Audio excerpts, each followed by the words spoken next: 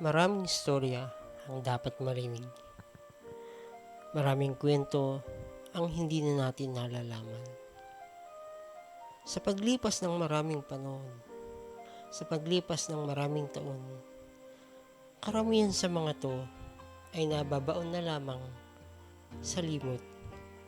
Minsan ay hindi na isasalin sa mga sumusunod na henerasyon.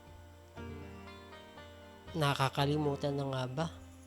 O sadyang hindi lang ito na pagtutuunan ng pansin? Ang mga bagay na nakaraan ay may kaugnayan sa ating hinaharap. Simulat sa pool, ito ang ating pinag-ugatan. Ito ang ating pinanggalingan. At ito rin ang susi kung ano ang meron tayo sa ating kasalukuyan. Tulad na lamang ng pagbisita natin sa Manuel B. Gallego Center for Heritage Studies. Nakausap natin si Sir Rene Abiba na siyang direktor at profesor sa nasabing kolehiyo. At anong mga istorya ang inyong dapat matuklasan at malaman sa bahagi ng kasaysayan dito sa ating probinsya. Ano po ba yung ating makikita po sa loob po ng museum ng MB Gallego po, sir? Bali, ang Manuel B. Gallego Center for Heritage Studies, ito yung buong pangalan ng museum, ay nandito lahat yung mga tinatawag nating mga lumang memorabilia ng founder ng Manuel B. Gallego Foundation Colleges, na walang iba kundi si Dr. Manuel Viola Gallego. So ito ay na-conceptualize 2022 at formal itong naaprubahan ng Pangulo namin na si Dr. Joseph Gallego noong February 19, 2025. At 1 year yung ginugol namin para maihanda itong lugar, bago ma-install ang mga ito ay ma-verify, mapag-aralan para makaiwas tayo sa misinformation. At noong January 28 nga ay na fully handa na ito for full operation, ay nagbukas na po ito sa publiko.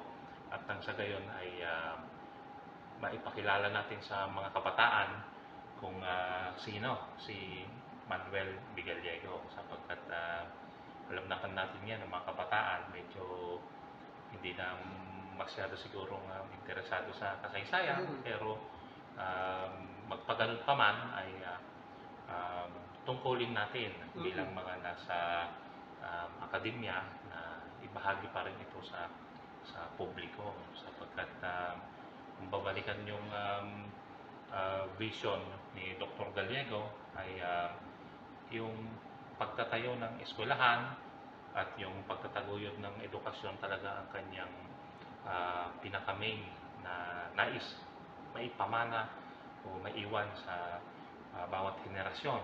Kasi lingid sa kaalaman ng marami, siya yung kauna-unahang public instruction secretary noong panahon ng Ikatlong Republika. So after World War II, Yes, sir. siya yung naging public instruction secretary. Ang katumbas niya ngayon, Department of Education. Sir, nabanggit niyo po kanina siya po yung founder. Bigyan niyo nga po ako ng idea, sino po pala yung, ano po ba naging roots po ni Sir Manuel prior bago niya simulan po itong eskwelahan, sir? Actually, si Dr. Manuel Viola Gallego ay isinilang noong January 18, 1893 sa San Miguel de Mayumo, Bulacan, sa bahay ni Dr. Maximo Sison Viola. Si Dr. Maximo Sison Viola, siya yung matalik na kaibigan ni Rizal na nagpautang sa kanya ng 300 pesos. May relation po pala siya ng konti sa ating pambansang bayani. May kaugnayan siya.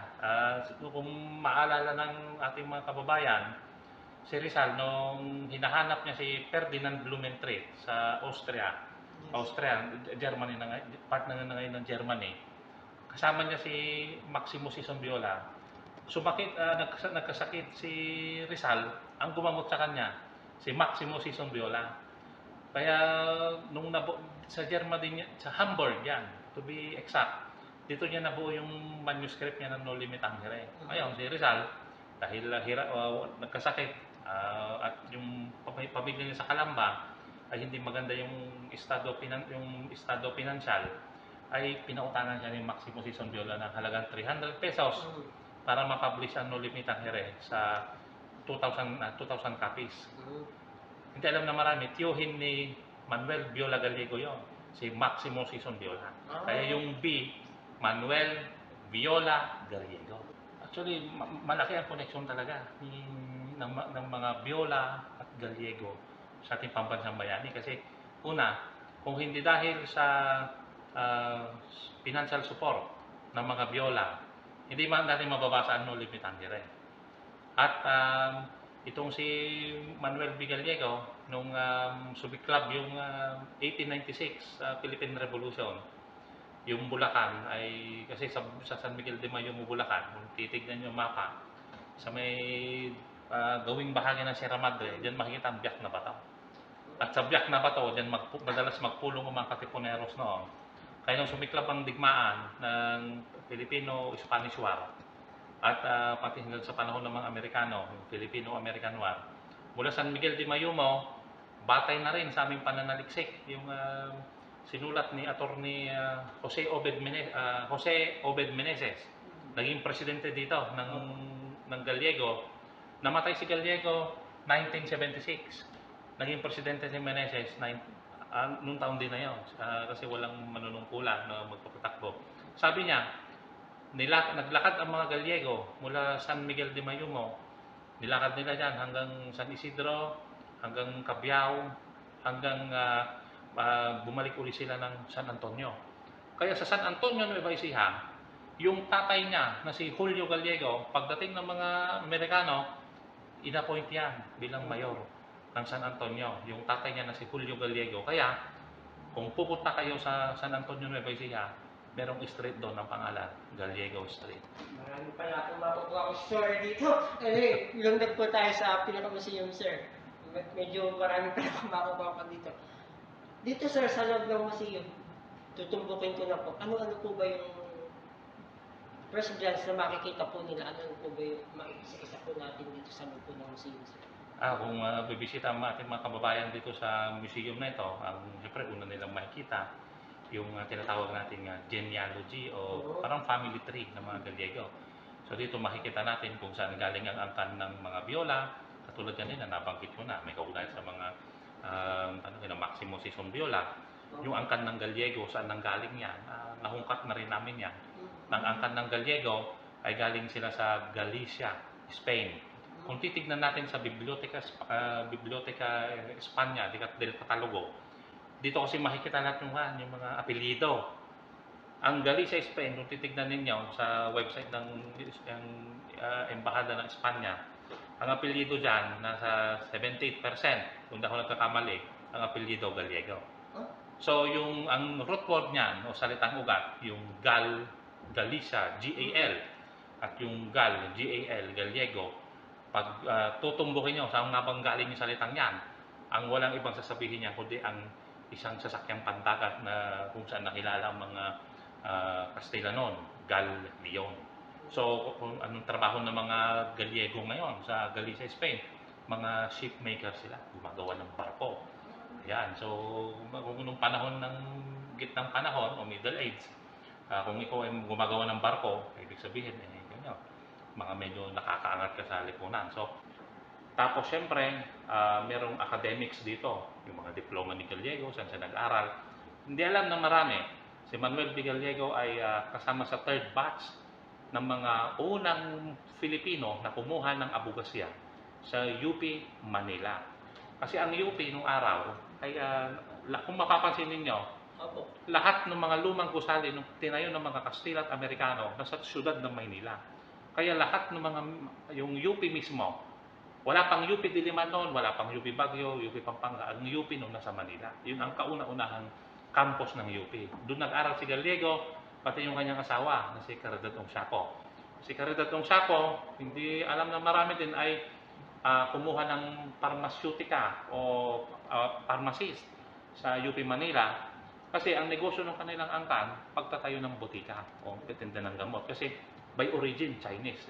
At siyempre, alam natin mga kapatid natin ang sibilisasyon o kultura, teknolohiya ng mga kapatid natin Sino, mahusay sila sa Oriental medicine o medicine sa pangkalahatan. At mga diploma nandyan lahat, pati yung grades, transcript of record ni Manuel B. Gallego, meron din tayo. Kasi makikita natin dyan na may grade din siyang tracks. Ang pinakamalaking ambag ni Dr. Gallego dito ay walang iba kundi ito.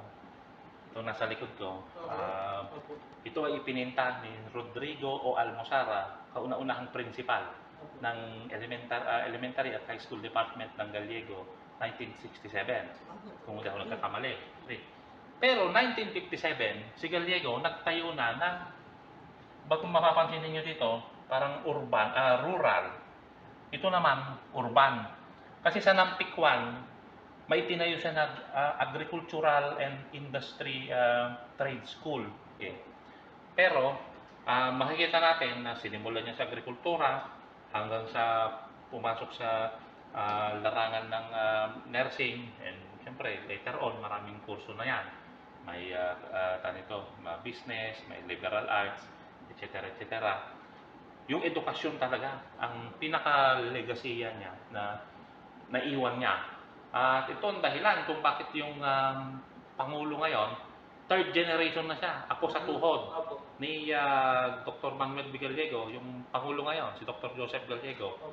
Yun yung dahilan kung bakit hanggang sa ngayon pinipilit nilang buhayin pati pagpatuloy ang eskwelahang ito. Ito talaga yung, kumbaga, yung matatawag nating pamana ng lahi. Yun kasi sabi nga ni Rizal, walang ibang may papamana sa pinakamagandang pamana kundi edukasyon. At ito literal dito na si Dr. Gallego ay ito ang kanyang pamana. Actually, ang dapat pang maalala dapat ng mga Pilipino, kung hindi dahil kay Manuel B. Gallego, hindi hihirangin ang Tagalog bilang pambansang wika.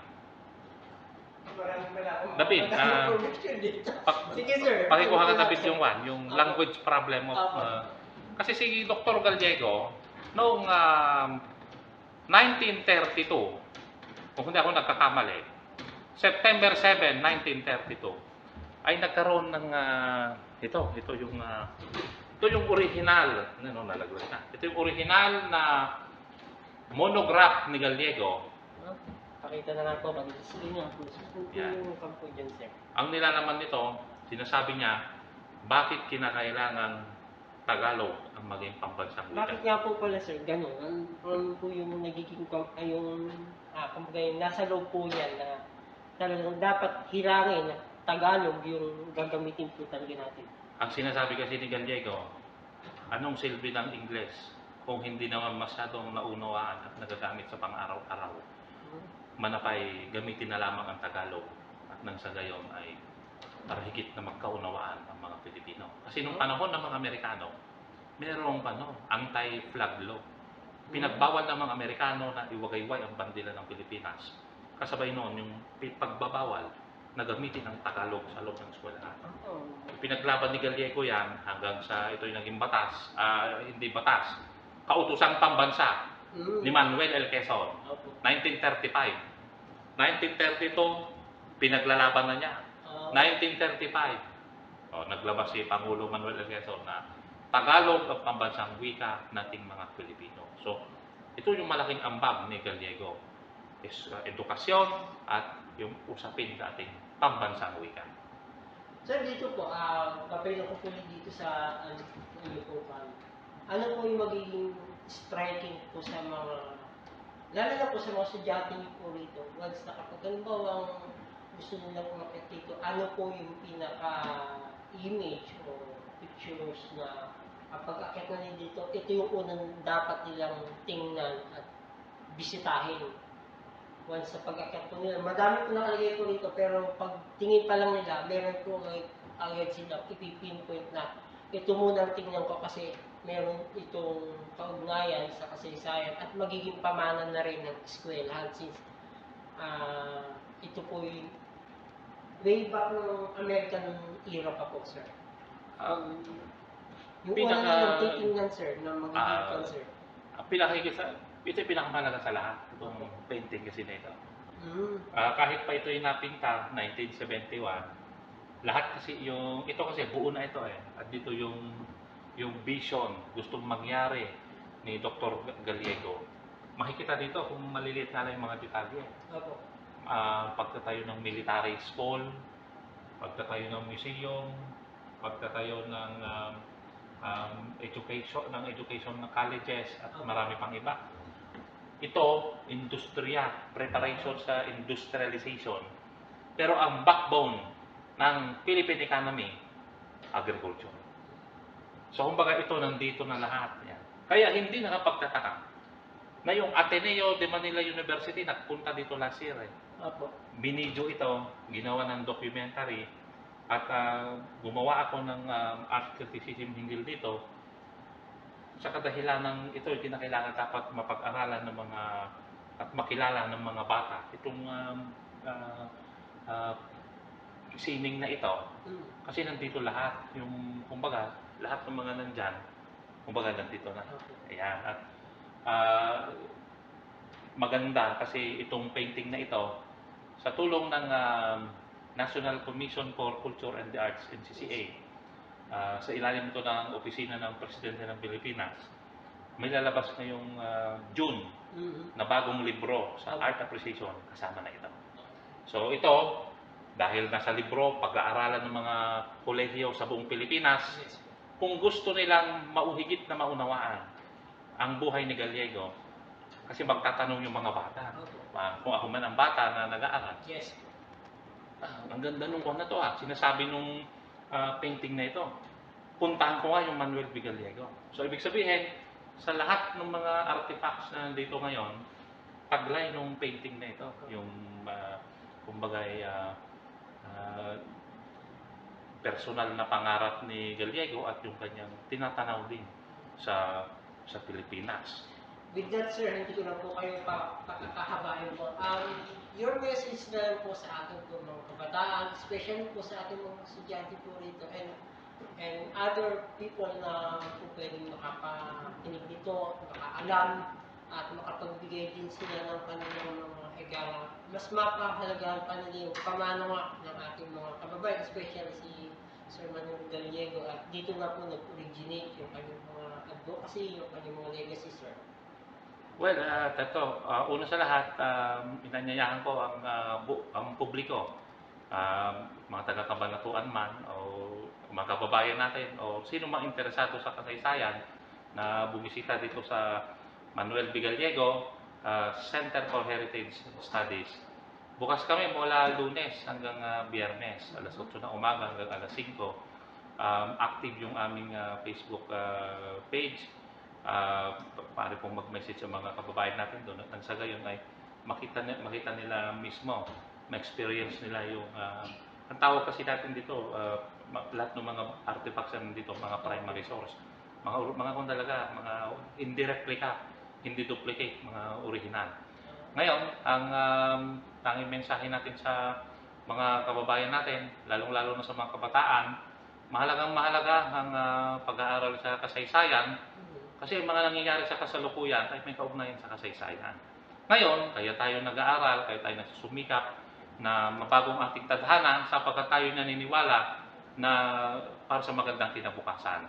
Pero ang kinabukasan na yan ay hindi natin maabot kung medyo kulang tayo sa pag-unawa at pagpapahalaga sa kasaysayan kasi magkakaugnayan. Kasaysayan, kasalukuyan, kinabukasan. At siyempre po, nais ko na rin kunin itong pagkakataong ito na para higit nila maunawaan, makita kung paano ang buhay ni Dr. Manuel B. Gallego ay bukas na bukas ang Manuel B. Gallego Foundation Colleges. Sino mang interesadong mag-aral dito, may mga kurso tayo na tumutugon sa industrial na pangangailangan ngayon. Katulad yan na BS Nursing, Criminology, Education, Business, IT at meron din kaming high school at syempre nursing. Kaya sabi nga doon sa ads namin, ano pang hinihintay nyo, mag-enroll na sa NB Gallego.